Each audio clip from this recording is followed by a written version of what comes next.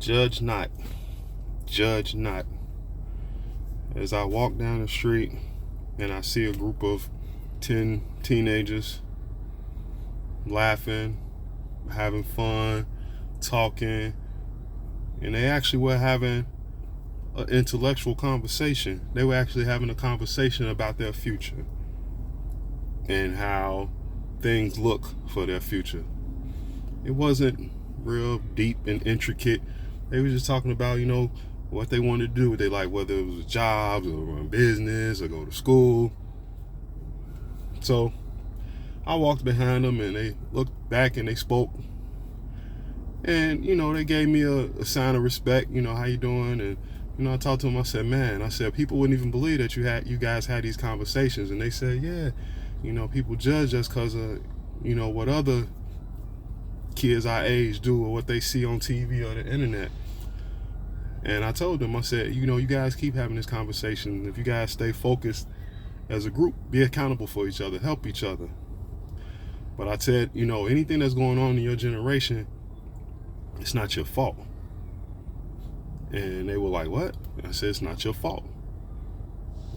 And I said, adults judge you a lot. I said, but they can't judge you because I said, in reality, these kids only are acting on and living on and doing on what we gave them. People before them, parents, uncles, aunties, grandparents, anybody who's an adult older than them, got 20 years on them. This is what we gave them. We gave them materialism. We taught them to value cars, clothes, houses, anything other than morals and values and respect and decency. So to these days, when kids do have that, we're so appalled. Oh my God, the child said good morning. Oh my God, the child opened the door. Oh my God, the child did, because somebody told them that. Or they want to be different. They don't want to be like their peers. Or they seen someone doing that. We have to remember, they mimic what they see. They mimic what they see.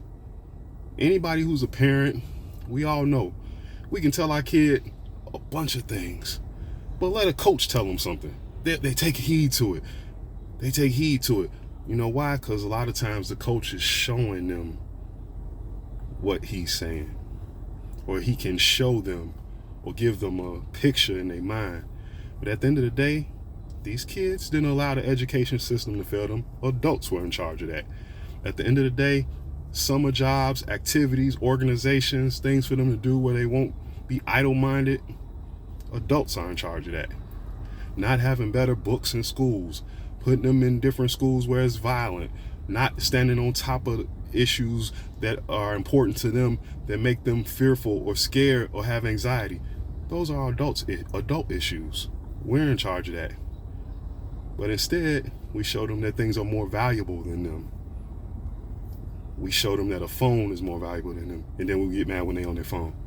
We show them that a vehicle is more valuable than them. Then get mad that it's some kids on other sides of tracks in certain neighborhoods that run up in your car with a gun and take your car. We show them that houses and things in houses are more important. And now you're mad that they're doing home invasions and stealing stuff.